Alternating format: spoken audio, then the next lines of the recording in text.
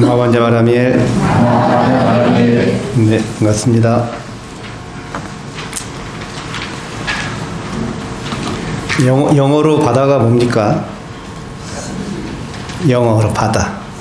Sea. 그녀는 뭐예요? She. 네, 그래서 영국에서는 바다를 볼 때 she라고 합니다. she라고 안 하고 she라고 해요. 네, 여자라고 해요, 여자. 우스갯소리로. 그만큼 뭐예요? 변덕이 심하다. 이거 여자를 비하하려고 제가 만든 말도 아니고 이제 영국에서 내려오는 어떤 그런 약간 조크, 블랙 조크 같은 건데 오늘도 날씨가 쉬 같습니다.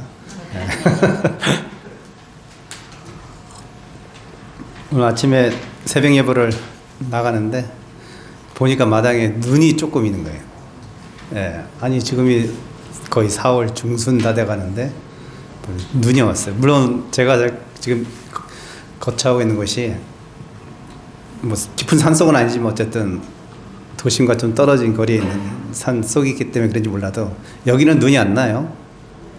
눈은 안 왔죠. 비는 왔어도 거기 눈이 왔어요. 거기가 평소 제가 보니까 그 도심보다 한 2도 정도 낮은 것 같아요. 그래서 아마 거기 눈이 조금 섞여서 같이 내려왔던 것 같습니다. 우리가 그 불교 공부하는 여러 가지 방법이 있고 목적이 있지만 결국 우리가 변덕스러운 마음을 안 가지려고 여여한 마음을 가지려고 불교 공부하는 거거든요. 그래서 환경이 아무리 험하고 어려움이 있을지라도 또는 뭐 환경이 아무리 좋을지라도 내 마음은 어떠한 환경에도 동요되지 않고 아주 내 진실한 마음을 굳건히 지키면서 변화하는 기후와 또는 변화하는 환경에 따라서 적응해서 잘 그 마음을 간직해서 나가려고 하는 것이 불교 공부의 요체라고 하죠. 스님이 불교에 좋은 말들이 많지만 저는 제가 많이 쓰는 말 중에 하나가 선용기심이라는 말을 많이 잘 써요. 착할 선자 쓰고 쓸 용자 쓰고 기자 그 기자 쓰고 마음심자 써서 그 마음을 잘 쓰는 것.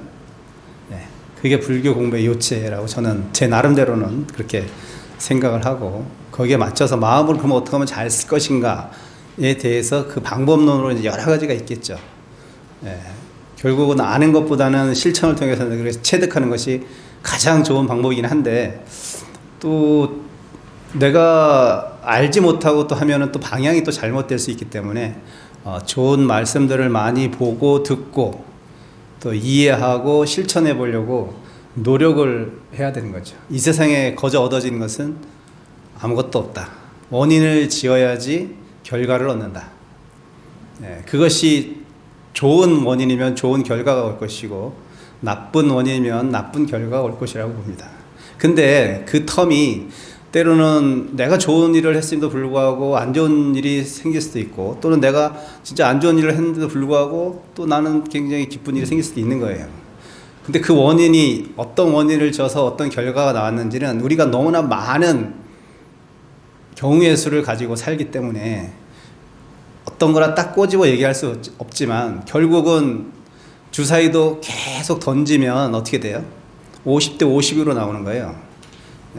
그러니까 1부터 6까지 있지만 결국은 반반씩 동전도 마찬가지고 앞면이 나올 게 50 그게 횟수가 적을 때는 계속 앞면만 나올 수 있죠. 그러니까 좋은 일이 계속 생길 수도 있는 거예요. 그렇지만 그것을 계속 반복해서 횟수가 많으면 많을수록 어떻게 된다? 50과 50 1대1로 거의 확률적으로 나온단 말이죠. 우리의 그 마음씀과 인연이라는 것도 그런 거예요. 계속 마음을 쓰다 보면 그것이 결국은 수렴되는 거예요. 좋은 쪽은 좋은 쪽으로 수렴되고 나쁜 쪽은 나쁜 쪽으로 수렴되는 거죠. 그래서 평소에 내가 어떻게 마음을 쓰는 그 작은 마음들이 모여서 큰 원인을 지을 수도 있는 거죠. 그래서 평소에 그 하나하나의 마음씀을 되게 좀 깨어 있으면서 각성하면서 이렇게 살려고 애를 써야 된다. 불자라면 당연히 그렇게 노력을 하고 살아야 되고 지금 안 될지라도 늘 깨어 있어서 그것이 옳다는 것만이라도 알고 있어야지 내가 내 나쁜 업습을 개선할 수 있다. 스님이 이렇게 생각하고 오늘 같은 날도 마찬가지면 굉장히 불순한 날씨고, 좋으면 좋다고 딴 데 가고, 나쁘면 나쁘다고 안 오고, 예, 이러면 치우친 생각이다. 치우친 생각. 늘 사람은 여여하고 일정해야 돼. 예, 사람 관계도 마찬가지예요. 저 사람이 나한테 조금 잘못해줬다고 팍 돌아서가지고 삐져가지고 그러면 안 돼. 그냥 여여하게 그 사람이 내가 좋은 마음을 대했음에도 불구하고 때로는 그 사람이 오해를 사서 나를 오해하거나 뭐 상황을 오해하거나 이럴 수도 있잖아요. 곡해해가지고 나한테 잘못할 수도 있어요. 오해해서. 근데 그 잘못 오해한 것을 너 왜 나한테 그렇게 대하지 않은데 왜 그렇게 했느냐라고 또 따지고 묻고 서운해하고 이럴 필요 없어요. 그러면 날 좀 서운해하게 하면 그래 저 사람이 좀 지금 마음이 좀 그런가 보다 라고 좀 이렇게 느긋하게 넘겨줘야지. 그 하나하나를 다 그 자리에서 다 개선을 하다 보면 나도 피곤하고 남도 피곤하고, 예, 나도 마음 상하고 남도 마음 상하고, 또 이렇게 여여하게 그냥 이렇게 좀 지나갈 수 있는 그런 느긋한 그런 마음을 좀 갖고 사는 게 필요하지 않을까. 무엇을 꾸준히 한다는 것은 참 좋은 습관이고 좋은 마음입니다. 자, 본문으로 들어갈까요? 오늘의 주제는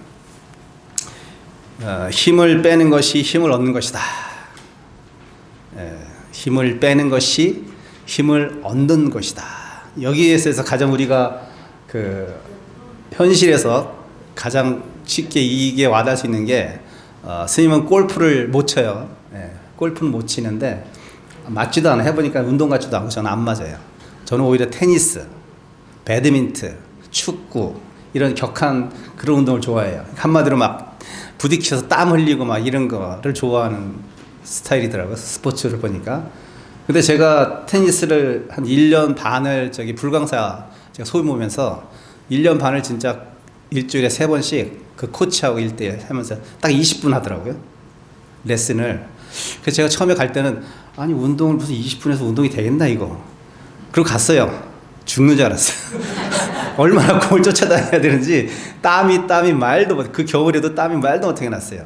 그래서 1년 반을 제가 진짜 저는 한 번 하면 꾸준히 재밌으면 또 재밌어야겠죠. 재미있으면 이렇게 꾸준히 하는 스타일인데 재밌더라고요. 테니스 너무 재밌더라고요. 그래서 진짜 불광사에 있으면서 그 법회 시간이나 이런 거 잘 빼서 시간을 이제 잘 조정을 해가지고 레슨을 제가 거의 1년 반, 거의 2년 가까이 받았어요. 그러다가 이제 불광사 사태가 나는 바람에 끊겼지만 어쨌든 그렇게 열심히 했을 때 그 코치가 늘 하는 얘기 중에 하나가 힘 빼라고. 맨날 힘 빼라고 그래요.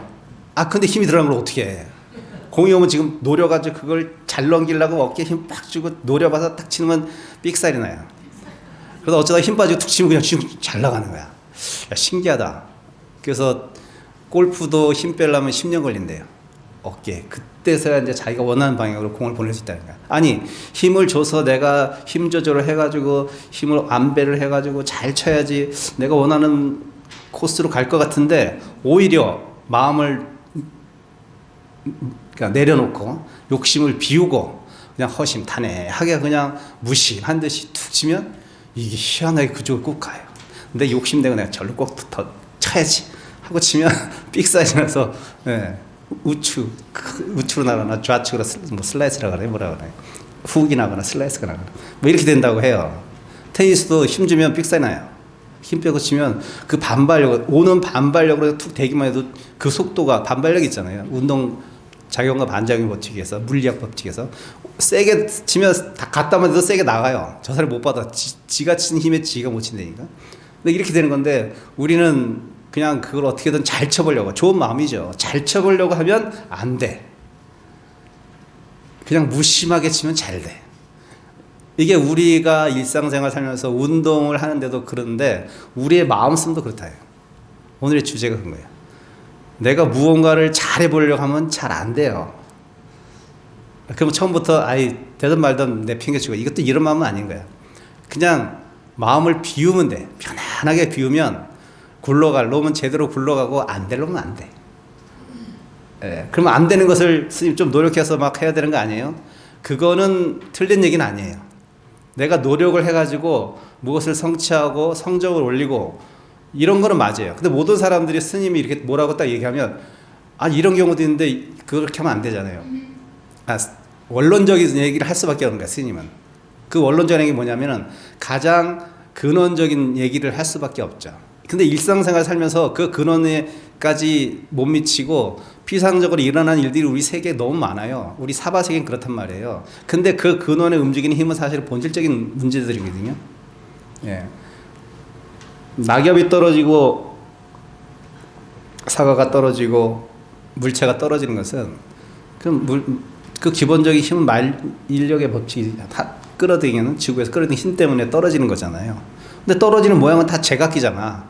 그러면 아니 그게 똑같이 속도로 떨어져야 되지 않아요? 이렇게 얘기할 수 있는 거잖아요. 떨어지는 힘이라면. 근데 그건 다 각자의 무게에 따라서, 각자의 어떤 생김새에 따라서, 각자의 인연에 따라서 다 떨어지는 것도 다르고, 떨어지는 모습도 달라, 떨어지는 양태도 다르고. 이게 우리의 사바세가 살아가는 게 모습이 그런 거예요. 그렇지만 그 근원적인 것은 만류 인력이에요. 그것이 어디에나 다 작용하기 때문에 그렇게 다양한 모습으로 우리 사바세계가 펼쳐지지만, 우리는 보이는 현상만 가지고 얘기를 하고 인식하기 때문에 보이는 것에 대해서만 얘기를 할 수밖에 없잖아요. 그렇죠? 현상을 살아가는, 여러분하고 저는 현상을 살아가, 현상계, 그걸 사법계라고 하잖아요. 사법계를 살아가는 우리는 그 현상적인 것에서 일어나는 것을 보고 판단할 수밖에 없어요. 그렇지만 그 근본적인 것은, 내용은, 힘은 따로 있다는 거죠. 그래서 결국은 여러분들이 내가 무엇을 애써서 지위를 획득하고 무언가 노력을 해서 공부하는 거, 이건 맞는 거예요. 사법계에서는 틀리다는 얘기가 아니에요. 그렇지만 공부 다 열심히 한다 해서 다 1등해요? 아니잖아요. 지혜롭게 공부하고 집중력 있게 공부하는 애들이 성적을 올리잖아요. 오래 앉아있다 공부가 되는 건 아니에요. 그쵸? 그렇듯이 그 근본적인 우리가 마음을 잘 쓰고 행복하려고 한다면 결국은 사람과의 상대에 있어서도 마찬가지고, 어떤 재물에 대한 것도 마찬가지고, 지위에 대한 마찬가지고, 건강에 대한 것도 마찬가지고, 좀 마음을 비우고 내려놓고 사는 연습을 하지 않으면 결국 그것들이 더 애쓴다고 해서 그 애씀으로써 그 애쓴다는 나의 생각이, 애쓴 결과가 기대를 내가 하고 애를 썼기 때문에 안 오면 어떻게 돼요? 더 실망하고 낙담하고 불행하다고 생각하고 내가 덜 가졌다고 생각하고 다 그렇단 말이에요. 예. 그러니 내가 마음을 그냥 더 비우고 살다 보면, 그런 기회가 오면 너무 감사한 일이고, 그런 기회가 안 온다 해도 나는 서운하지 않은 거예요. 왜? 내가 크게 바라지 않았기 때문에, 내가 크게 애쓰지 않았기 때문에, 그냥 인연 따라 살았기 때문에. 근데 이렇게 무의도인, 무의자연, 무의란 말이 그런 뜻이에요. 불교에서 무의 많이 하잖아요. 무의 없을 무자에다가 할 위자 써가지고 아무것도 하지 않는다가 아니에요. 무의가 있는 그대로 수용하고 있는 그대로 받아들이려고 하는 태도를 말하는 거예요. 무언가 인위적인 나의 노력, 그것도 힘이거든요. 마음의 힘을 쓴다는 거죠. 예. 우리가 공을 잘 넘기려고 하듯이 마음도 내가 무언가를 다 얻으려고, 사실은 무언가를 여러분들이 실망했다는 것은 무언가를 여러분이 얻으려고 했고, 그 속에는 여러분의 욕망이라는 것이 다 내재되어 있다는 거예요. 아니 스님, 그러면 이 세상을 살아가면서 욕망 없이 어떻게 살아요? 또 그렇게 물어본 스님이 할 말은 없어. 그러니까 이게 너무 이렇게 극단적으로 생각하면 안 돼. 뭔 얘기를 했을 때 그렇지 않은 경우가 있죠, 당연히. 근데 그거는 우리가 현상만 보기 때문에 그렇게 여러분 저한테 질문을 할 수 있는 거지, 본질적인 내용에 있어서는 그렇게 마음을 쓰는 게 맞다니까요. 해보면 아는데 경험을 못 해보니까. 예. 자 보세요. 오늘 스님의 타이틀이 뭐예요? 예. 아니 그 오른쪽에 총무원 총무국장 석두시네요. 스님 전에는 뭐였죠? 기획국장이었잖아요. 이 총무국장은 국장 중에 원탑이에요. 그러면 스님이, 아니 그 박수 치라는 게 아니라, 이게 비유해서 하자니 그런 거 잘났다고 얘기하는 게 아니라, 제가 로비를 했겠습니까? 예, 제가 뭐 이렇게 뭐 어른들한테 뭐 잘 보이려고 제가 막 그래서 잘 보이려고 했죠. 출근 일찍 하고 6시 40분까지 출근하고 108배 매일 하고, 물론 이제 총무원장서 같이 108배 했지만, 예, 그리고 성실하게, 잘하지는 못했지만 성실하려고 했고, 그게 저의 전부입니다. 예. 근데 요번 인사 때 저한테 총무국장 하라고 그러더라고요. 이게 단순히 제가 뭐 열심히 부지런히 살았다기보다는 그 이전에 여러 인연을 지어놓은 것들이 있어요, 사실은. 근데 그게 뭐 제가 애써서 지은 게 아니라 그 당시에 그냥 그분하고 살 때 제가 성실하게 살았어요. 성실하게 살았다는 건 제가 할 일 했다는 거예요. 더 잘하려고도 하지도 않고 못하려고도 하지 않고 제가 타고난 저의 성품대로 그냥 그렇게 했을 뿐이에요. 근데 그거를 그분은 되게 좋게 봤던 거예요. 그래서 시간이 많이 흘렀는데도 불구하고 저를 총무로 부르셨고 또 이렇게 같이 일할 수 있는 기회를 줬던 거죠. 제가 만약에 뭐 애쓰고 힘썼다면 뭐 좀 나아질 수는 있겠지만 결국은 그 애쓰고 했던 그걸 보상받으려고 뭔가 또 내가 또 다른 걸 해야 됐을 거예요. 그렇지만 스님은 크게 그런 노력은 하진 않았어요.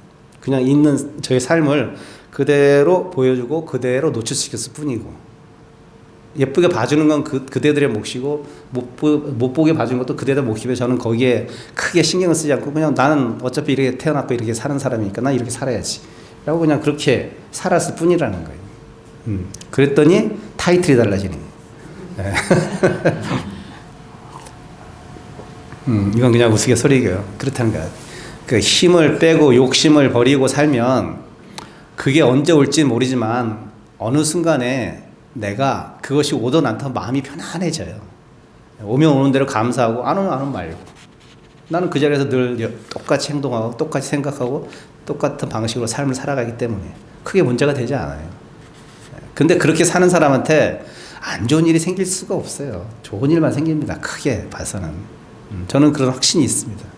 그렇게 내려놓고 살면 막 열심히 해서 잘 나가는 사람이 분명히 있을 것 같지만 결국 그 사람 가다가 진짜 쓰러져요. 왜? 자기의 힘이 아니라 욕심으로 갔기 때문에. 그래서 병이 납니다. 꼭. 그래서 그 병으로 인해서 자기가 원하는 것을 오히려 긴 시간 동안 얻으면 될 텐데 짧은 시간에 얻으려다가 탈이 나버려요. 오늘 그런 맥락의 이제 주제 얘기입니다.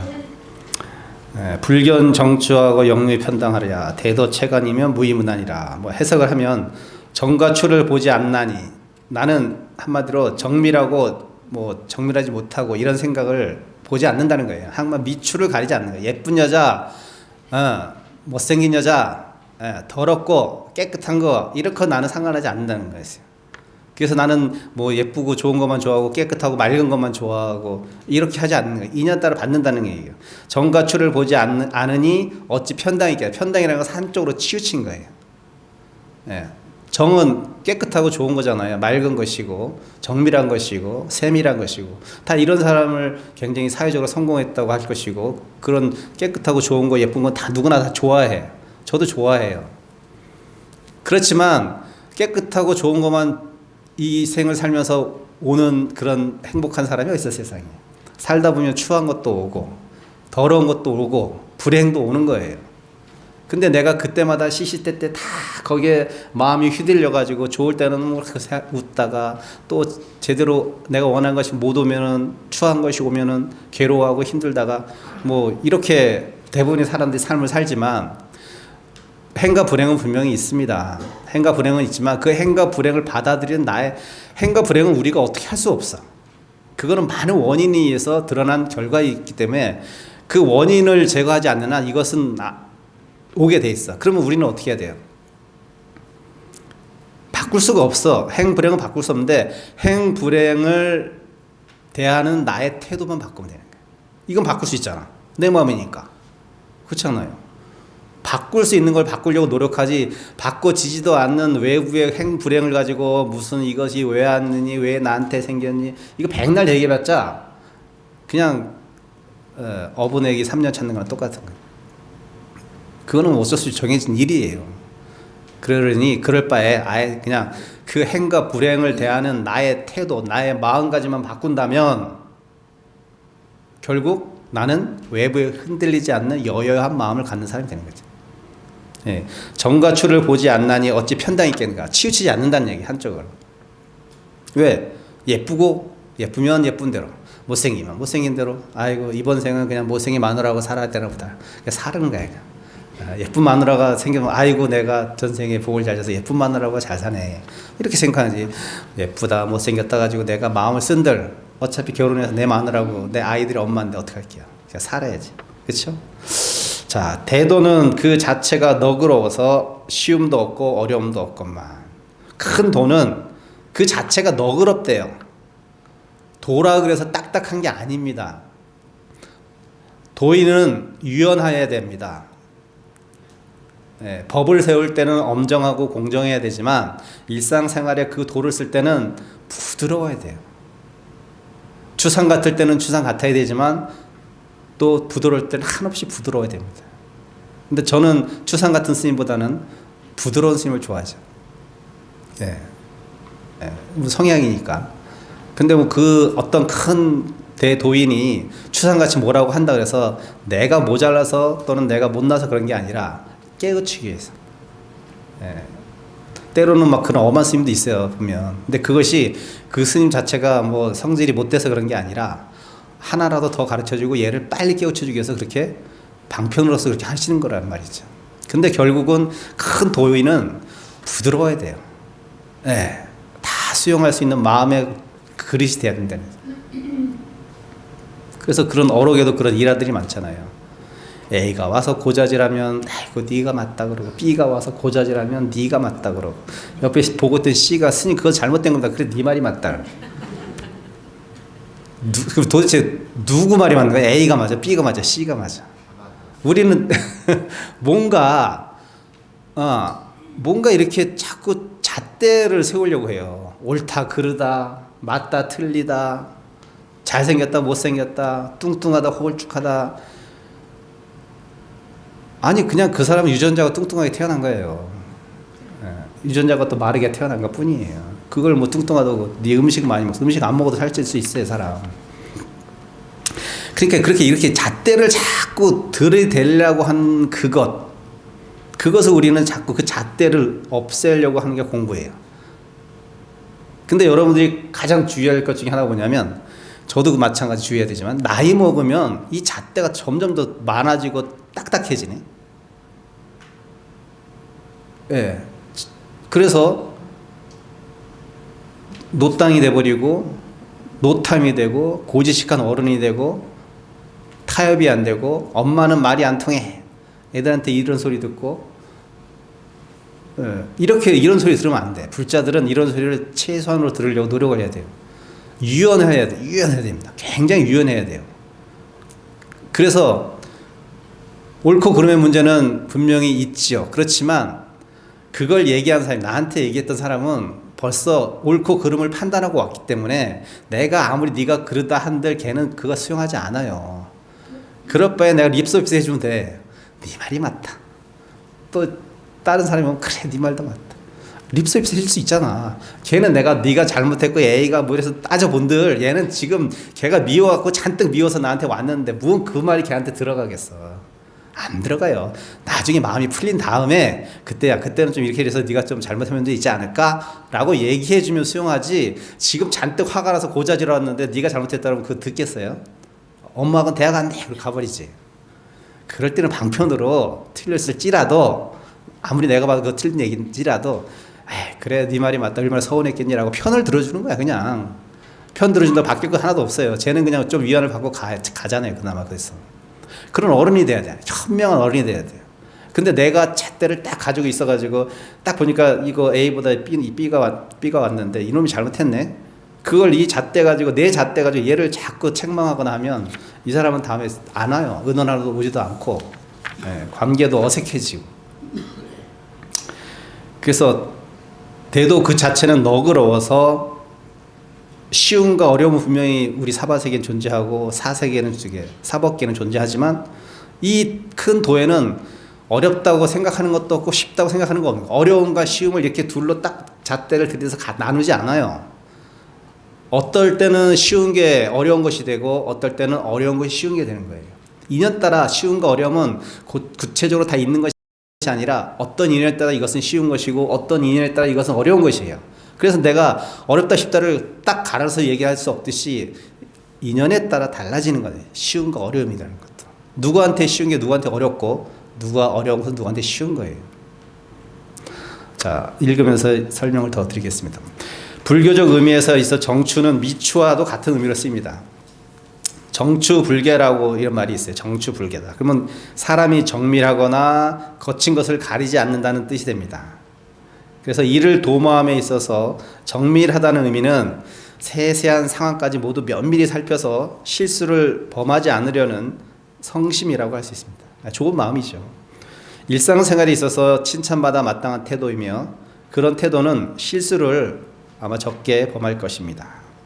반대로 추라고 하면 여기서 일을 대하는 태도가 덤벙덤벙하고 계획적이지 못해서 아마 좀 부정적인 의미로 여기서는 이렇게 쓰였을 겁니다. 정밀한 사람과 이렇게 정밀하지 못한 사람, 일상생활에서 그런 거예요. 일을 시켰는데 막 덤벙덤벙해. 어떤 사람은 아주 깔끔하게 하는 사람 있잖아요. 깔끔하게 하는 사람을 정밀한 사람이라고 하고 깔끔하게 하지 못하는 사람을 추라고 표현을 합니다. 근데 그 깔끔함과 깔끔하지 못함이라는 것이 내 기준이야. 내가 봤을 때 깔끔하게 치우면 깔끔한 거고 내 기준으로 봤을 때 깔끔하게 치우지 못했으면 깔끔하지 못한 것이야. 깔끔한 것과 깔끔하지 않은 것이 밖에 있어서 그런 것이 아니라 내가 내 잣대로 생각하는 거야. 다 모든 것은 마찬가지야. 잘잘못도 그렇고. 예. 그 결국은 내가 내 마음속에서 정밀하다, 추하다는 생각마저 버려버리면 기준이 없어지면은 모든 것이 깨끗해질 수 있는 것이고 모든 것이 더러워질 수 있는 거예요. 더러운 것이 있고 더럽지 않은 것이 있는 것이 아니라 내 마음이 어떻게 쓰냐 해서 이 모든 세상이 다 더럽게 보일 수도 있고 더럽게 않게 보일 수도 있는 거죠. 일상에 있어서 전자의 태도를 가진 정밀한 사람, 그러니까 이런 사람은 직장인에서도 아마 진급도 출세도 남들보다 앞설 것이며 후자의 직장인 덤벙덤벙하는 사람은 뭐 정년이나 다 채우고 명예롭게 퇴직할지가 의심스러울 것입니다. 이건 뭐 당연히 예상되는 얘기죠. 하지만 불법에서 말하는 정추는 외면적인보다는 정신적인 면을 보고 말하지 않았나 생각합니다. 자, 사적인 역경. 사법계에서는 정밀하다는 것은 일의 성공에서 필수적인 요소입니다. 정밀하게 해야지 성공할 가능성이 높죠. 하지만 정신적인 면에 있어서 정이 부족하다면 일의 성취가 더디거나 완성도가 떨어질 가능성이 높죠. 당연히 정밀하지 못하니까. 그리고 또 과도하게 또 정밀함이 넘치면 어떻게 돼요? 아이고 남들도 막 정밀하게 막 요구할 거 아니에요. 그 얼마나 나도 피곤하고 남도 피곤해. 이렇게 될 가능성이 높은 거예요. 넘치면. 그런데 마음 공부라 함은 이게 마음 공부 얘기예요. 마음 공부라 함은 놓을 때도 있어야 하고 잡을 때도 있어야 합니다. 마음 공부는 그래요. 다 잡아도 안 되고 다 놓쳐도 안 되고 어떨 때는 열심히 잡아야 되고 어떨 때는 열심히 놀아야 돼요. 맨날 노는 것도 안 되고 맨날 공부하는 것도 안 돼요.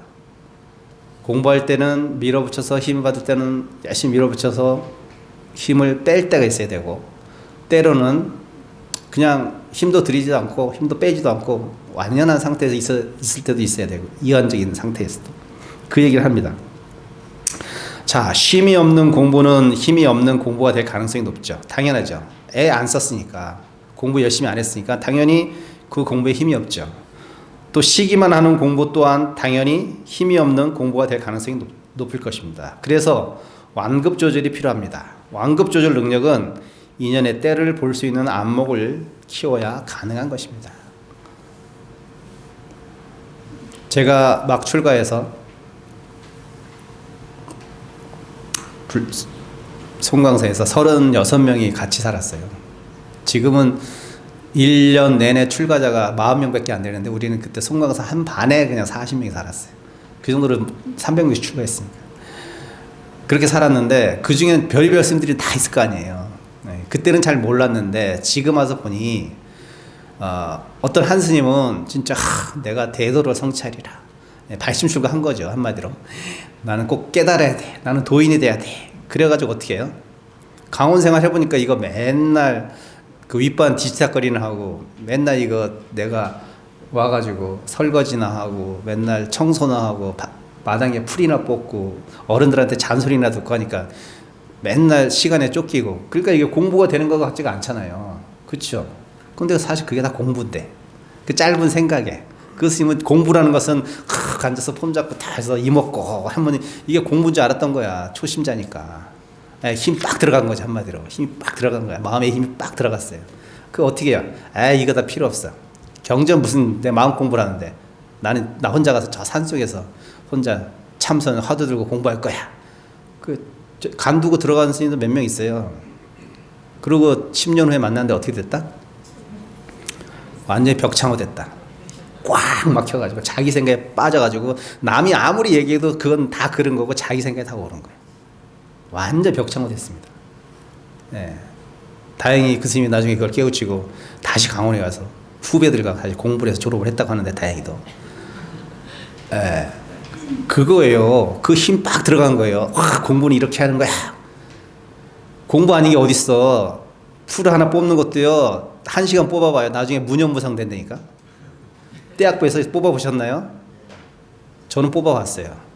거기에 집중해서 생각을 딴 데 하면 안 돼. 날씨도 더워 죽겠는데 풀을 뽑으라 그래. 지금 오후 2시에 짜증 확 나면 공부 안 됩니다. 집중도 안 돼요. 열받아가지고. 근데 그래 그냥 뽑으니까 뽑는다. 그냥 뽑아봐요. 뽑다 보면 나중에 어떻게 되는 줄 알아요? 재밌어요. 그리고 진짜 무념무상이 돼. 그냥 해. 아무 생각이 없어. 덥다 뭐 이런 생각도 안 들어. 땀은 나죠 당연히. 그냥 하는 거야 그냥. 하다 보면 어느 시간 1시간 흘리고 2시간 흘러버려. 네. 그러니까 나는 어때요? 하는 동안 짜증을 갖고 있었으면 나는 어떻게 해요? 이게 너무 힘든 일이 돼버리는 거예요. 근데 짜증이라는 것도 내려놓고 힘들다는 것도 내려놓고 덥다는 것도 내려놓으니까 어때요? 그냥 하는 거야. 그냥 하다 보니까 그냥 재미까지는 모르겠는데 어쨌든 그냥 몰입이 되면서 그것이 어느새 시간이 훅 가버렸어. 그 나한테는 뭐 그런 어떤 부정적인 마음이 없었잖아 그동안 1시간 2시간 동안. 누굴 미워하지도 않을 것이고 날씨를 탓하지도 않을 것이고 얼마나 맑아져서 깨끗해지고. 예. 돌아가신 송영사 방장 보성 스님께서 치문반 때 마당에 풀 요만큼이라도 있으면 난리 납니다. 방문 두들겨서 이놈의 새끼들 뭐하나 풀 뽑아라. 처음에 저희도 엄청 괴로웠어요. 아니 방장 스님이 돼가지고 그냥 뒷방에 방장실에 계시면 폼날 텐데 왜 맨날 돌아다니면서 설거지하라 안 하라 뭐 더럽다 깨끗하다 너무 잔소리 하니까 진짜 지겹다. 저 잔소리 안 들었으면 좋겠다. 그래서 우리가 별명을 줬죠. 풀방장이라고. 네. 풀방장. 근데 지금 생각하니까 몸을 부지런히 놀리라는 뜻이었어요. 그게 꼭 풀을 뽑으라가 아니고 왜 딴 생각할까봐. 공부하는데 집중 못하고 막 초심자들이잖아요. 그럼 뭐 예를 들면 딴 생각 많이 날 거 아니에요. 초심들이. 그렇죠. 그러니까 풀 뽑고 도량 정비하고 그 뭐죠? 우리 저기 있잖아요. 우리 저기 천수경에도 있듯이 도량 청정부하에 삼보청룡 강차지. 도량이 깨끗해야지 삼보가 내려온다는 거잖아요. 그건 마음을 얘기하는 거지만, 네, 그렇듯이 내 주변 정돈을 잘해야 번뇌도 일어나지 않고 그렇다는 뜻입니다. 그러니까 맨날 저희들이 아주 몸을 군대에서도 마찬가지예요. 남성분들 잘 알죠. 군대에서 딴 생각하면 어떻게 사고 납니다. 그러니까 맨날 뺑뺑이 돌리고 막 훈련 빡세게 하면 딴 생각 안 나잖아요. 집 생각도 안 나고 애인 생각도 안 나. 내 몸이 힘든데 무슨 애인이 어디 있어 지금. 내 몸이 지금 힘들어 죽겠는데. 막 돌린단 말이에요. 그럼 딴 생각 안 나면서 어느 세월에 그 어려운 시간들이 다 지나가면서 제대를 하는데 만약에 시간이 많이 주어지면 어떻게 돼요? 사고 막 납니다. 딴 생각하니까. 집 생각하고 애인 생각하니까 막 탈령하려고 그러고. 그 똑같은 원리예요. 초심자 때는 막 몸을 놀려서 잡생각을 안 나게 일어나고 뭔가 집중할 수 있는 일을 자꾸 만들어줘야 됩니다. 네, 그렇게 막 그래서 그분이 그렇게 잔소리를 하시구나. 그 깊은 뜻을 모르고 우리는 풀방장을 했으니 너무 죄송히 돌아가셨는데 네, 굉장히 좋으신 분이었어요. 정이 많으신 분이고. 자, 뭐 이거 딴 얘기지만 딱딱한 얘기하면 재미없잖아요. 그래서 제가 이제 송강에서 1년을 살고 이제 거기를 떠나서 법주사여 가지고 3년을 살고 이제 졸업을 했잖아요. 법주사 강원을 졸업을 했는데 법주사 그 뒷방에 어른들이 엄청 많으시거든요. 잔소리를 안 해. 풀뿌란 소리도 안 하고 너무 편한 거예요. 와, 이제 훌륭한 스님들이다. 뒷방에서 잔소리도 안 하고 그냥 당신 공부만 하고 계신가 보다. 엄청 그렇게 생각했어요. 나중에 시간이 지나보니까 어떻다? 송강사 어르신들은 어때요? 후학을 사랑했던 거예요. 그래서 그렇게 잔소리를 했던 거예요. 법주사 노장들은 관심이 없었다는 거예요. 죄송하지만 이거 보면 안 되는데 관심이 없어요. 저도 관심이 없으면 잔소리 안 합니다.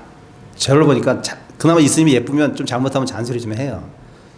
그거예요. 애정이 있어서 송광사 어른들은 우리를 자꾸 최근에 듣는 거고, 법주사 어르신들은 애정이 좀 덜 하셨겠지.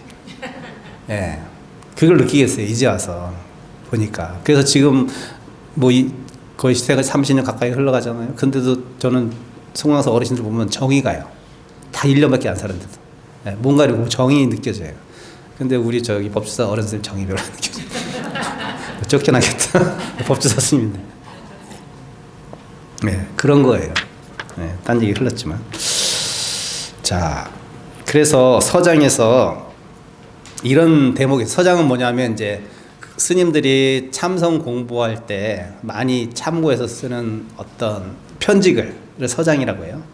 네, 이게 이제 제가자가 그 큰 스님한테 자기 공부하면서 느꼈던 것들은 공부를 어떻게 해야 되는 것을 편지, 옛날 편지 지금이야 뭐 전화하면 되잖아요. 그때 편지를 다 오고 갔잖아요. 그 편지를 모아넣어서 만든 거예요. 제가자들이 많이 스님한테 질문한 거죠. 그 서장에 이런 대목이 있어요. 이게 답을 준 거예요. 그분이 이제 막 공부에 대해서 막 엄청나게 막 열별투면서 얘기하니까 이제 이 어른 스님이 이렇게 얘기하는 거죠. 너 힘 좀 빼. 그 얘기 하시는 거예요. 자, 생력처가 등력처라는 구절이 있어요. 이게 뭐냐면 힘을 더는 곳이 힘을 얻는 곳이다. 이 너무 의욕이 넘쳐, 이 제가자가 공부하는데 지금 막 너무 잘 돼. 공부가 막 잘 되는 것 같아. 막 힘을 막 얻어서 잘. 근데 이 스님 반대로 얘기해. 너 지금 힘 빡 들어서 너 지금 공부 안 되는 거야. 힘 빼. 예. 나는 맨날 1000배 하고 맨날 500배 한다고 자랑하지 마. 너 그 힘 빼야 돼. 예. 근데 막 금강경을 나는 메똑했어요. 나는 뭐 뭘 메똑했어요. 엄청 자랑하시는 분도 있어요. 제가자들 중에. 예, 그거 힘 들어간 겁니다. 힘 빼셔야 됩니다. 해도 했다는 생각을 버려야 돼. 그때 공부가 되는 거예요. 근데 우리는 다 그렇지 않잖아요. 조금만 뭐 하고 남들보다 그 인내력은 있는 거 인정해요. 예, 자기 시간 엄청 투여했을 거 아니에요. 인정해, 그거는. 공부 열심히 하던 그 마음을 이해해. 그렇지만 그것을 생색내면 안 돼. 자기 혼자 하는 거야, 그냥. 누구한테 티낼 필요 없어. 힘은 자기가 스스로 알아. 하다 보면. 근데 그거를 무슨 나는 얼마나 했냐 자랑하면 그 공부는 힘이 들어갔기 때문에 힘을 얻을 수가 없어요. 조금만 삔떡 안 맞아서 그러면 공부 분명히 그거 침체기를 접어들어요. 그럴 때일수록 더 낮춰야 돼, 자기를. 공부가 더 잘 될 때 자기를 낮춰야 돼. 집안이 더 잘 될 때 자기가 좀 더 마음을 조심해서 써야 되는 거예요. 돈이 막 들어올 때 오히려 돈을 조심해서 써야 되는 것이고. 막 쓰면 안 되잖아요. 똑같은 거예요. 힘을 더는 것이 힘을 얻는 것이 생력처가 등력처다. 중생은 자신의 욕망으로 인해 늘 모든 일에 힘이 들어갑니다. 욕망이라는 이름의 전차에 늘 끌려다니는 것입니다. 번아웃 증후군이라는 정신의학 용어를 들어보셨습니까? 이게 1970년대 미국의 정신분석학자 H. 프레덴버그가 자신이 치료하던 한 간호사에게서 이 증후군을 최초 사례로 찾아내면서 사용한 심리학 용어로 마치 불타버린 것처럼 에너지를 다 소진하고 극도의 피로함을 느끼는 것을 의미합니다. 제가 봉은사에서 청년부 법사할 때 한 아이가 왔는데 지금 제가 41 됐나? 한의사예요. 근데 걔가 저한테 얘기해 주더라고요. 너 왜 왔냐 그랬더만 자기가 한참 힘들 때가 있었대요. 이제 한의학과를 졸업하고 이제 개원을 했는데 돈을 많이 벌고 싶은 욕심이 생긴 거예요. 그래가지고 진짜 막 토요일 일요일도 쉬지 않고 했으니까, 열심히 했으니까 뭐 당연히 뭐 실력이 있었는데 환자들이 많았겠죠. 돈도 많이 벌었겠죠. 근데 그거를 계속 할 수 있어요, 사람이? 직원들은 많이 고용했대요. 그럼에도 불구하고 자기가 해야 되는 몫이 많았기 때문에 부원장도 두고 나중에 몇 년 하다 보니까 애가 어떻게 된 거예요? 번아웃이면 번아웃. 자기를 완전히 소진해버린 거예요. 왜? 돈을 많이 벌겠다는 욕심 때문에. 천천히 벌어도 되는데 왜 이렇게 욕심을 했는지. 젊으니까 그랬겠죠. 그러다가 어떻게 번아웃이 완전히 오니까 얘는 이제는 일이고 뭐고 돈이고 뭐고 이제 완전 소용없는 거예요. 그때는. 어떻게 돼요? 정리해버리고 해외로 배낭여행 가고, 그러니까 인도도 가고 유럽도 가고 몇 달 동안. 그래서 이제 다시 돌아와서 이제 내가 번아웃이 온 것은 내 욕심 때문이었구나. 그럼 나는 이제 앞으로 어떻게 살아야 되지? 그냥 한의원을 쬐까는 거 하나 해서 직원 한두 명 두고 조촐하게 운영해서 내 먹고 살 돈 정말 보면 되지. 뭐 내가 큰 돈을 모아서 내가 뭐 하려고. 지금 좀 바뀌었어요. 다시 해서 스님 명상센터를 하나 차려준다는데 모르겠어요. 어쨌든 걔가 딱 마음을 바꿔서 그렇게 하니까 너무 마음이 편하다는 거예요. 돈은 비록 적게 벌지언정 마음은 너무 편안하다. 결국 여러분들이 애써서 하는 그것들이 다 그 밑바닥에 뭐예요? 욕망이라는 것이 다 작용한다는 거예요. 어떤 욕망이든 그게 선한 욕망이든 악한 욕망이든 다 그 욕망에 끌려다니는 거예요. 그래서 결국은 번아웃까지 올 정도고 결국은 그것 때문에 남들과 관계가 틀어지고 사회적으로 어떻게 관계성이 회복될 수 없는 지경까지 이를 수가 있다는 거죠. 그래서 그렇게 되지 마시고 그냥 욕심을 좀 내려놓으려고 하고 내가 욕망으로서 내 욕심으로서 지금 이것을 이렇게 힘을 막 쓰고 있구나 하는 것을 빨리 깨우쳐가지고 힘을 좀 덜 쓰려고 이렇게 노력을 하면 되는 거예요. 번아웃 증후군은 우리가 헤어나올 수 없는 근무 환경이나 관계들 속에서 계속적으로 걱정하고 스트레스를 받음으로써 에너지가 극도로 소진되는 것을 말하는데 그 이면에는 계속해서 생각이 끊이지 않는 것이 가장 큰 원인이라고 할 수 있을 것입니다. 그래서 잠시 생각을 멈추는 것이 힘을 더는 것이며 동시에 힘을 얻을 수 있다는 안목을 얻지 못해 생기는 결과들입니다. 잠시 생각을 멈추는 거예요. 여러분이 그래서 10분 명상, 10분 요즘 우리 원장 스님께서 총무원장 스님께서 하시는 선명상 있잖아요. 그래서 뭐 5분 명상, 10분 명상 이런 게 있거든요. 10분이라도 생각을 멈추는 거예요. 잠시. 앉아 있어도 생각은 물론 일어납니다. 그렇지만 좀 앉아 있으면 5분이라도 10분이라도 잠시 멈추고 내가 눈을 감거나 뭐 하여튼 뭐 화두를 들 필요도 없이 그냥 잠시 그냥 쉰다고 생각하고 호흡에만 집중하고 앉아만 있어도 멍정히 머리가 맑아지면서 뭐가 생각이라는 것이 명료하게 일어날 때가 있어요. 명료하게 일어나. 명료하게 일어나는 것은 뭐냐면 뭔가 정리가 되는 거예요. 가지가 쳐져요. 내 생각에 가지가 쳐져요. 아, 이것이 내가 이렇게 마음을 쓰면 안 되겠네. 아, 이건 너무 내가 그렇게 하고 있구나라고 자기 스스로가 자기 스스로를 알게 돼. 자기 스스로가 자기를 인식한단 말이에요. 그러면서 생각이 명료해. 생각이 없는 건 아니지만 명료해지면서 무언가 내가 더 힘을 써야 될 것과 내가 힘을 덜어야 될 것을 스스로 알게 돼요. 근데 그렇지 않고 계속적인 어떤 일이든 사람이든 환경에 치우쳐가지고 계속 그걸 추구하다 보면 자기가 스스로 자기를 인식할 수 있는 시간적 여유가 없게 되면서 이것이 욕심인지 욕망인지 관성인지 타성인지도 모르고 그냥 냈다 질주해버리는 거예요.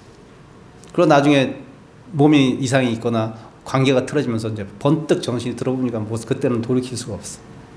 너무 망가져가지고 몸도 마음도 환경도 관계도. 이게 우리가 대부분 겪고 있는 거죠. 늘 자기를 바로 봅시다. 성철 스님께서 하셨던 그 말 의미가 그런 의미예요. 자기를 바로 봅시다. 나를 돌아봅시다. 잠시 생각을 멈춥시다. 이 얘기예요.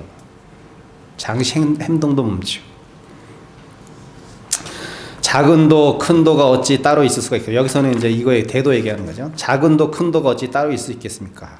하지만 굳이 작은 도라고 했다면 아까 정과 추, 미와 추가 현실적으로 구별할 필요가 있는 세계가 지금 우리가 살고 있는 세계가 있기 때문에 뭐 작은 도, 큰 도도 얘기할 수 있겠죠. 그리고 이제 아까 무의무난이라고 쉬운 것도 아니고 어려운 것도 아니라고 했습니다. 자, 여러분이 쉽다고 생각하면 분명히 어려움도 생겨나고 어려움이 있다고 생각하면 쉬움이 생겨납니다. 근데 여러분이 무언가 한쪽으로 치우쳐 있으면 한쪽이 생겨요. 희한하죠? 물리학에서도 그런 거 있잖아요. 이놈이 분명히 내가 볼 때는 있었는데 보지 않으면 없던 것처럼 행동한다는 거죠. 그러니까 내가 관심과 집중을 주면 생겨나고 관심과 집중을 주지 않으면 없어요. 이 세상에 존재하지 않아요. 물리학에서 그런 거 있잖아요. 무슨 실험을 제가 잊어버렸는데 하나 관찰자가 이 세상을 만들기도 하고 관찰자가 이 물질을 없애기도 하는 거죠. 내가 주의 집중하면 생겨나고 주의 집중하지 않으면 없으니까. 그러니까 물체가 원래 있고 없고 아니 물체는 있는 거고 없는 거 둘 중에 하나로 있는 거지 있을 수도 있고 없을 수도 있다면 이거 말이 맞아요? 근데 물리학에서 극미세까지 가면 그렇게 된다니까요. 있을 수도, 왜? 관심을 가지면 있고, 관심을 안 가지면 없으니까. 이건 있을 수도 있고, 없을 수도 있는 게 돼버리잖아요. 네. 그러니까 우리가 늘 일상생활 살면서 뭐든지 이렇게 자꾸 구별을 하잖아. 있다, 없다. 네. 많다, 적다. 더럽다, 깨끗하다. 뭐, 이렇게 자꾸 이분법적으로 세상을 생각하면 이분법적으로 세상이 생겨난다니까, 자꾸. 나의 세계가 생겨져요. 근데 그런 것을 자꾸 이분법적인 생각을, 분별적인 사고를 자꾸 줄여나가려 하면 그 분별적인 세계가 자꾸 모호해지면서 없어져. 남녀 자꾸 이렇게 생각하는 사람은 어떻게 돼요? 남자는 남자, 여자는 여자 이렇게 생각할 수 있잖아요. 근데 남자, 여자는 그냥 인간 이렇게 생각하면 어떻게 돼요? 그냥 인간으로 바라볼 수 있는 거잖아요. 점점점 모호해지잖아, 경계가. 그러면서 뭐 트랜스젠더가 생기든 무슨 젠더가 생기든 그거는 그냥 그 사람의 인연이고 그 사람에 따라 바뀌는 거지, 무슨 남자가 여자 뭘 바꾸 이렇게 따지지 않는다는 거예요. 예, 그냥 인연이 그런 것 뿐이야. 지금 세대가 그런 것 뿐이야. 근데 우리는 만약에 남녀라는 어떤 생각에 딱 고정적으로 잣대가 있다면은 이건 남자는 남자여야 되고 여자는 여자여야 되는 거지, 어떻게 남자가 여자가 되고 여자가 남자가 되냐, 이렇게 되는 거예요. 그게 옳고 그러면 문제가 아니에요. 이거는 그냥 내가 마음 공부하기 위해서는 그러한 유연한 사고를 가져야 된다는 거예요. 그렇게 해야지만 또 마음 공부는 발전이 있게 되는 것이죠. 아니 스님, 쉬우면 쉬운 거고 어려우면 어려운 거지, 뭐 어려움도 없고 쉬운 게 없다. 아니 그럴 수 있어요, 세상은. 그 관대함은 무슨 뜻이냐면, 쉬우면 그냥 쉬운 대로 가고 어려우면 그냥 어려운 대로 가는 거예요. 그렇게 응대해 주는데 그것이 대도라고 하는 거죠. 그래서 보통 우리가 쉽다고 하면 어떻게 돼요? 오만하게 되잖아, 사람이. 내가 쉽다고 생각하면 좀 우쭐하고 오만하게 되고, 또 어렵다고 생각하면 내가 저걸 어떻게 해야 하고 움츠리잖아요. 자, 그런데 시절 인연이 고난의 시기라면, 그래 내가 지금 너무 어려워 힘들어 그러면 그냥 인내하는 거예요. 어떡할게요, 그걸 내가 지금 바꿀 수도 없는데 시절 인연이. 그럼 어떻게 해요? 그냥 인내하는 거예요. 그래서 아이고 좋은 날이 좀 올 수도 있겠지 라고 희망을 거리고 그냥 기다리는 겁니다. 짜증낼 필요 없어요. 분노할 필요 없어요. 실망할 필요 없어요. 그런 날이 살다 보면 있을 수도 있고 없을 수도 있고, 막 풍랑처럼 왔다 갔다, 그냥 파도처럼 일어났다 없어졌다, 뭐 지금 날씨처럼 밝았다 흐려졌다, 막 그런 거. 우리 인생의 삶이 그래 원래. 그러면 그때마다 맨날 거기에 응대해서 내 마음에 요동칠 거예요? 불편하게? 그렇게 살면 나만 힘들지 뭐. 또 만약에 인연이 호시절이면, 좋은 시절이면 그 인연에 감사해야지. 아이고 지금 내가 너무나 자식들도 말도 잘 듣고 남편도 돈도 잘 벌어오고 내가 너무 행복하구나. 더 벌어와요, 이게 아니라 아이고 고마워라, 이렇게 생각하셔야 돼요. 그러면서 어떻게 돼요? 그럴 때는 회양을 잘해야 됩니다. 좋은 마음을 써야 되고, 자기가 좀 재물적으로 여유가 있으면 없는 사람한테 베풀고 나눠주고. 왜? 지금 내가 호시절이잖아. 그럴 때 복을 짓는 거예요. 그럼 어떻게 해? 내가 어려울 때 그 어려움을 쉽게 넘어갈 수 있어, 그렇게 복을 져놓으면. 내가 좀 금전적인 여유가 있을 때, 나도 그 얘기 듣고 깜짝 놀랐는데, 어떤 탤런트가 자기가 진짜 너무 힘들어서 돈이 진짜 그것도 큰 돈이라고 했는데 필요하다고 하니까 어떤 탤런트가 그냥 자기 통장 전체를 줬다고 그러잖아요. 그렇게 할 수 있어요? 보통 사람 못하죠. 네, 그분이 도인이 아니고, 도인인지 아닌지 저는 모르겠지만 그렇게 하기 쉽지 않죠. 근데 그렇게 했다라는 거죠. 근데 그분 보면 이렇게 살아가는 모습을 잘 모르지만 이렇게 지상파든지 이렇게 사는 모습 보면 그냥 편안하게 사시는 것 같아요. 큰 욕심 안 부리고. 누구에게는 너무 힘든 일이 또 누구에게는 쉬운 일이 될 수도 있습니다. 그래서 어려움과 쉬움은 그 자체로 객관적인 실체가 없는 것입니다. 어려움이 따로 있고 쉬움이 따로 있는 것이 아니라 인연에 따라 따로 있다는 거죠. 대를 이을 자손이 없는 집안에서 자손을 갖는 것은 큰 어려움이죠. 그렇죠? 제가 중학교 때, 그때 교복 세대잖아요. 교복을 입고 막 시커먼 놈들이 그냥 우르르 학교에서 내려오니까 어머님이, 학부모님이 뭐 교무실에 일이 있으셨는지 아직도 기억나요. 올라가시면서 이렇게 두리번 것이지만, 아이고야, 이 아들내미들이 이렇게 많은데 왜 아들을 못 낳아서 난릴까. 그분 아들이 뭐 있었는지 어찌 모르겠지만, 시커먼 놈들이 막 내려오니까 다 아들 아니야, 무슨 말이야. 그때는 남학생, 남녀관, 저 때는 다 남녀 따로따로 공부했잖아요. 뭐 시커먼 놈들이 막 시커먼 교복 입고 우르르 내려오니까, 아이고, 이 아들이 이렇게 많은데 왜 아들 못 낳는다고 고생을 하지? 누구한테는 아들 낳는 게 엄청 힘든 일이지만 누구한테 쉬운 일일 수 있는 거잖아요. 그러니까 뭐 아들을 낳는 게 어려운 거예요, 쉬운 거야. 그러니까 쉽고 어려움은 환경과 인연과 요인에 따라 달라요. 예. 그러니까 내가 아들이 없으면 뭐 없을 수도 있고 있으면 있을 수도 있는 거죠. 그걸 너무 그렇게 괴롭게 생각할 필요 없어요. 그래서 큰 건식거리 됩니다. 자손을 잊지 못하면. 그렇지만 반대로 자식을 쉽게 얻는 집안에서 아니 그 부인은 그냥 임신만 했다면 아들만 낳을 수도 있잖아. 가문에 대를 잇는 것은 큰 근심거리가 아닙니다. 모든 것을 있고 없는 문제로만 본다면 깊이 있는 통찰력이 아닙니다. 네. 있고 없는 게 문제 아니라 한 놈이라도 제대로 나서 키우면 돼. 딸이든 아들이든. 그렇죠? 네. 아이고 아들이 없다. 아들이 있다가 중요한 게 아니고 내가 아들을 낳던 딸을 낳던 그 놈을 제대로 키우면 되네. 이렇게 생각을 해야지 뭐. 옛날 분은 이런 생각을 못했죠. 자, 유무중도라는 게 있어요. 중도가 우리가 여러 가지 중도가 있지만 여기에 해당하는 것은 유무중도야. 있고 없고 거기에 중도를 취해라 이거예요. 유무중도가. 있고 없는데 빠져 살지 말라. 예. 있으면 있고 없으면 없는 대로. 있을 수도 있고 없을 수도 있고. 이게 유무중도예요. 이게 유무중도의 삶입니다. 있다 믿으면 없는 것이 문제가 될 수 있죠. 예. 신이 있다고 믿는 사람들은 신이 없다고 믿는 사람들은 미워. 저것들은 너무 그 경박한 삶을 사는 사람이야. 자, 있다고 믿기 때문에 없다고 믿는 사람들이 미워지는 거예요. 내가 있을 수도 있고 신은 없을 수도 있다고 생각하면 어때요? 있다 그러면 아이 그래 있을 수도 있어. 없다 그러면 그래 없을 수도 있어. 그러면 있고 없고 내가 떠나 있잖아. 내가 있다고 생각하면 있음에 빠지고 없다고 생각하면 없음에 빠집니다. 그걸 부처님께서는 양극단이라고 표현하셨어요.